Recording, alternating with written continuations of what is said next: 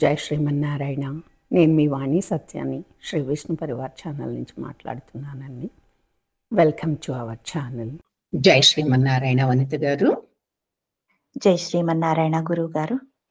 అమ్మ, ఈరోజు మనం శతశ్లోకి రామాయణంలోని 64th 64వ శ్లోకం నుంచి చూద్దామమ్మా. సుగ్రీవశ్చంకితశ్చాసీత్ నిత్యం వీర్యేణ రాఘవే రాఘవః ప్రత్యయార్థం తు దుందుభేః కాయముత్తమం. మొదటగా పద విభజన చూద్దాము. సుగ్రీవశ్చంకితశ్చాసీత్, గా కింద రకారం ఉంది సంయుక్తాక్షరం, తర్వాత శంకరుల్లో షా కింద మళ్ళీ షాని ఉంది, ద్విద్వాక్షరం అంటారు. నెక్స్ట్ షా కింద చా ఉంది, మళ్ళీ సంయుక్తాక్షరం.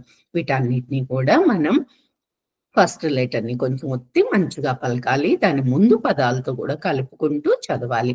సుగ్రీవశ్చంకితశ్చాసీత్ నిత్యం, తా కింద యకారం సంయుక్తాక్షరం, వీర్యేణ రా కింద యకారం, రాఘవే ఘ మహాప్రాణం, రాఘవః ప్రత్యయార్థం తు రాఘ ఘ మహాప్రాణం, తర్వాత పా కింద రకారం, తా కింద యకారం, ప్రత్యయార్థం రా కింద హా పొట్లో చుక్కుంది మహాప్రాణం. ఈ మూడు కూడా సంయుక్తాక్షరాలు. తు దుందుభేః కాయముత్తమం, నా కింద దా సంయుక్తాక్షరం, తర్వాత భా మహాప్రాణం ఉంది, తర్వాత విసర్గలు కాయముత్తమం ఉంది కాబట్టి పొల్లు హా వస్తుంది. ఆఫ్లైన్ చూద్దామమ్మా. సుగ్రీవశ్చంకితశ్చాసీత్, సుగ్రీవశ్చంకితశ్చాసీత్, సుగ్రీవశ్చంకితశ్చాసీత్ నిత్యం వీర్యేణ రాఘవే నిత్యం వీర్యేణ రాఘవే నిత్యం వీర్యేణ రాఘవే రాఘవః ప్రత్యయార్థం తు రాఘవ ప్రత్యయార్థం తు రాఘవ ప్రత్యయార్థం తు దుందుభేః కాయముత్తమం దుందుభేః కాయముత్తమం దుందుభేః కాయముత్తమం. Very good. Line wise. సుగ్రీవశ్చంకితశ్చాసీత్ నిత్యం వీర్యేణ రాఘవే సుగ్రీవశ్చంకితశ్చాసీత్ నిత్యం వీర్యేణ రాఘవే సుగ్రీవశ్చంకితశ్చాసీత్ నిత్యం వీర్యేణ రాఘవే రాఘవః ప్రత్యయార్థం తు దుందుభేః కాయముత్తమం రాఘవ ప్రత్యయార్థం తు దుందుభేః కాయముత్తమం రాఘవ ప్రత్యయార్థం తు దుందుభేః కాయముత్తమం. ఇప్పుడు పూర్తి శ్లోకం ఇద్దరం కలిపి. సుగ్రీవశ్చంకితశ్చాసీత్ నిత్యం వీర్యేణ రాఘవే రాఘవః ప్రత్యయార్థం తు దుందుభేః కాయముత్తమం. నెక్స్ట్ శ్లోకం 65. దర్శయామాస సుగ్రీవో మహాపర్వత సన్నిభం ఉత్స్మయిత్వా మహాబాహుః ప్రేక్ష్య చాస్తి మహాబలః. దర్శయామాస రా కింద శంకర్లో షా సంయుక్తాక్షరం, సుగ్రీవో గా కింద రకారం ఉంది, మహాపర్వత రా కింద వకారం ఉంది, సన్నిభం నా కింద నా ద్విద్వాక్షరం, భా మహాప్రాణం. Next line. ఉత్స్మయిత్వా తా కింద స మకారం రెండు కూడా ఉన్నాయి, తర్వాత ఇత్వాలో తా దీర్ఘాక్షరం, దాని కింద వకారం ఉంది. ఉత్స్మయిత్వా మహాబాహుః, లైన్ ఏం చేస్తున్నాం కాబట్టి హూ తర్వాత విసర్గలు, హూ అయిపోయింది. ప్రేక్ష్య చాస్తి, పా కింద రకారం, క్షా కింద యకారం, చాస్తిలో సా కింద ఒత్తక్షరం ఉంది, మహాప్రాణం. అది కూడా సంయుక్తాక్షరం, 3 సంయుక్తాక్షరాలు. మహాబలః. ఆఫ్లైన్ చూద్దామమ్మా. దర్శయామాస సుగ్రీవో దర్శయామాస సుగ్రీవో దర్శయామాస సుగ్రీవో మహాపర్వత సన్నిభం మహాపర్వత సన్నిభం మహాపర్వత సన్నిభం ఉత్స్మయిత్వా మహాబాహుః ఉత్స్మయిత్వా మహాబాహుః ఉత్స్మయిత్వా మహాబాహుః ప్రేక్ష్య చాస్తి మహాబలః ప్రేక్ష్య చాస్తి మహాబలః ప్రేక్ష్య చాస్తి మహాబలః. లైన్ వైజ్ అమ్మా. దర్శయామాస సుగ్రీవో మహాపర్వత సన్నిభం దర్శయామాస సుగ్రీవో మహాపర్వత సన్నిభం దర్శయామాస సుగ్రీవో మహాపర్వత సన్నిభం.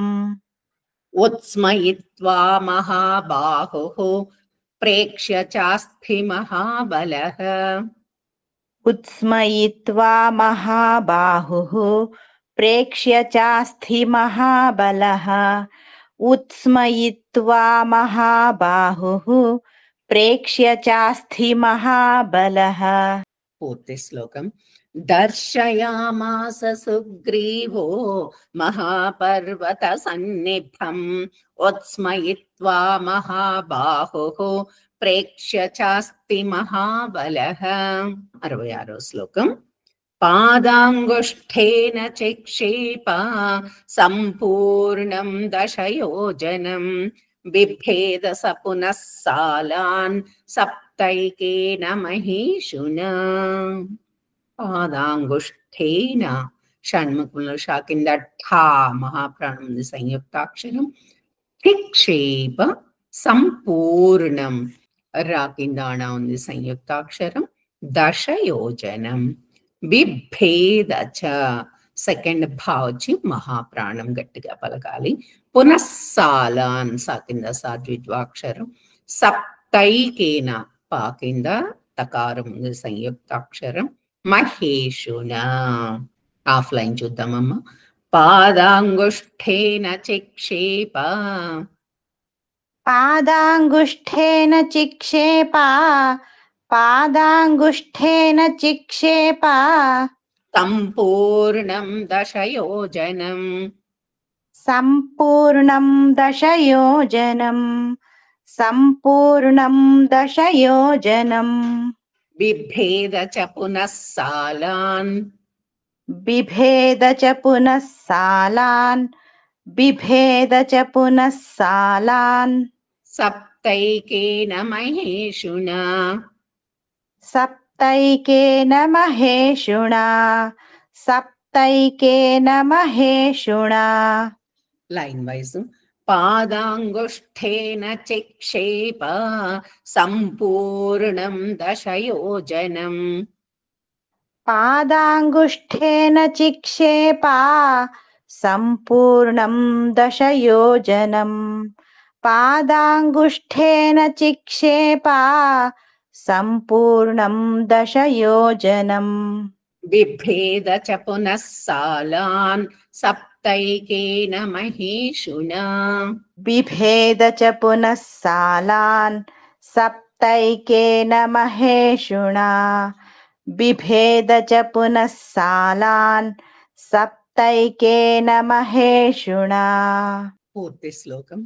పాదాంగుష్ఠేన చిక్షేప సంపూర్ణం దశయోజనం బిభేద చ పునః సాలాన్ సప్తైకేన మహీషునా.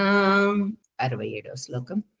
గిరిం రసాతలం చైవ జనయన్ ప్రత్యయం తదా తతః ప్రీతమనాస్తేన విశ్వస్తః స మహాకపిః. గిరిం రసాతలం చైవ జనయన్ ప్రత్యయం తదా. పా కింద రకారమమ్మ, తా కింద యా రెండు కూడా సంయుక్తాక్షరాలు. తతః ప్రీతమన, తర్వాత విసర్గలు, తర్వాత పా ఉంది కాబట్టి పొల్లు పా వస్తుంది. తతః ప్రీత, పా కింద రకారం సంయుక్తాక్షరం. మనాస్తేన, సా కింద తకారం సంయుక్తాక్షరం. విశ్వస్తస్స, శంకర్లో షా కింద వా, సా కింద దా, రెండు కూడా సంయుక్తాక్షరాలు. తర్వాత సా కింద సా ద్విద్వాక్షరం. అన్ని కూడా ఒత్తి పలకాలి పై లెటర్ ని. మహాకపిః, ఆఫ్లైన్ చూద్దాం. గిరిం రసాతలం చైవ, గిరిం రసాతలం చైవ, గిరిం రసాతలం చైవ, జనయన్ ప్రత్యయం తదా, జనయన్ ప్రత్యయం తదా, జనయన్ ప్రత్యయం తదా. తతః ప్రీతమనాస్తేన, తతః ప్రీతమనాస్తేన, తతః ప్రీతమనాస్తేన, విశ్వస్తస్స మహాకపిః, విశ్వస్తస్స మహాకపిః, విశ్వస్తస్స మహాకపిః. Line wise. గిరిం రసాతలం చైవ, జనయన్ ప్రత్యయం తదా, గిరిం రసాతలం చైవ, జనయన్ ప్రత్యయం తదా, గిరిం రసాతలం చైవ, జనయన్ ప్రత్యయం తదా. తతః ప్రీతమనాస్తేన, విశ్వస్తస్స మహాకపిః, తతః ప్రీతమనాస్తేన, విశ్వస్తస్స మహాకపిః, తతః ప్రీతమనాస్తేన, విశ్వస్తస్స మహాకపిః. పూర్తి శ్లోకం. గిరిం రసాతలం చైవ, జనయన్ ప్రత్యయం తదా, తతః ప్రీతమనాస్తేన, విశ్వస్తస్స మహాకపిః. ఈ రోజుకి లాస్ట్ శ్లోకం 68. కిష్కింధాం రామ సహితో జగామ చ గుహాం తదా, తతో గజ్జద్ధరివరః సుగ్రీవో హేమ పింగళః. కిష్కింధాం, షణ్ముఖంలో షా కింద కా ఉంది, తర్వాత నా కింద ధా మహాప్రాణం ఉంది. ఈ రెండు సంయుక్తాక్షరాలు. రామ సహితో జగామ చ గుహాం తదా, గుహాం తదా. తతో గజ్జద్ధరివరః, తతో తర్వాత అవగ్రహం ఉంది, కొంచెం లాంగ్ దీర్ఘం తీయాలి. తర్వాత రా కింద జా సంయుక్తాక్షరం, తర్వాత దా కింద ధ మహాప్రాణం ఉంది, అది ద్విద్వాక్షరం. తతో గజ్జద్ధరివరః సుగ్రీవో హేమ పింగళః, గా కింద రకారం సంయుక్తాక్షరం. లాస్ట్ కి విసర్గలు. ఆఫ్లైన్ చూద్దాం. కిష్కింధాం రామ సహితో, కిష్కింధాం రామ సహితో, కిష్కింధాం రామ సహితో, జగామ చ గుహాం తదా, జగామ చ గుహాం తదా, జగామ చ గుహాం తదా.